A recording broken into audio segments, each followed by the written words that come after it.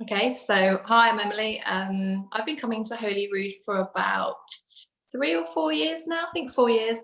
And I have two little girls. One's called Isla and she's 3, and Flora is 18 months.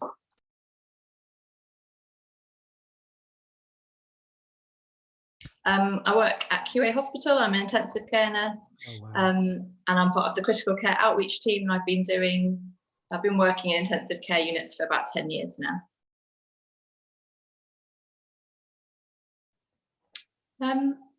I think it gives me a sense of hope and a sense of purpose. I think it makes all the difference, actually. When it's going well, it's great, and I feel like God's there, but actually I feel like God is with me more during the hard times.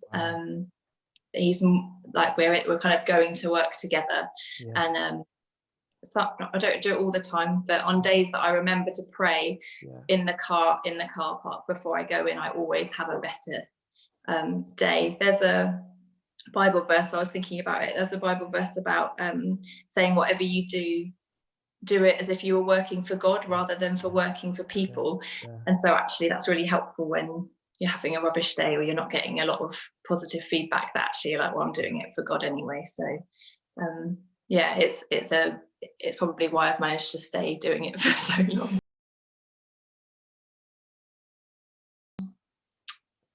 Overwhelming. Yeah. And horrendous. Lockdown 1 it felt different. It wasn't as busy. And it kind of, you felt like rallied by everybody and we were kind of all going through it together. But this is just another level. I've been in intensive care a long time. So, you know, I've seen people die and I've seen some really sad situations, but this is every day. Lockdown 1, there was a lot of our patients were over kind of 80. Yes. For some reason, we're getting 30-year-olds, 40-year-olds. Having to talk to families where, you know, they're the same age as you or their children are like children. It is really difficult.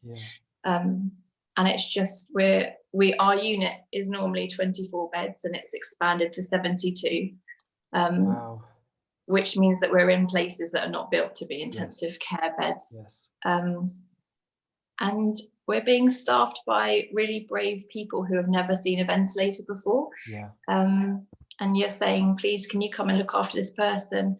But I'm really sorry, you want to support them, but you just don't have time. And I'm one of the sisters, so my job is to coordinate a unit, 10 or 12 beds. And people are crying all the time. Like I don't cry at work a lot, but I probably cry every day now. Just not so much because it's sad, because that's something that you know how to do, but actually just because there isn't the equipment and there isn't the time, and you're having to make decisions about whether you give somebody personal care or whether you give drugs or whether you talk to a family. And families can't visit, so the last time they saw their loved one, they might be getting into the back of an ambulance or walking through the doors of ED, and then they don't see them again, or they don't see them for months. We've got a lady who came in October and she's still on the ventilator and she's still with us, so it's pretty harrowing. Just keep safe, more for your family's sake. Like, I think I've kind of got over the whole keep safe so that we're not busy, but it's more keep safe because I really don't want to have to we don't want to have to keep telling you that, you know, your loved one may or may not make it. And it's a really interesting disease because it's a really long process to get over. You can spend weeks with nothing really happening. But yeah, we'll get there.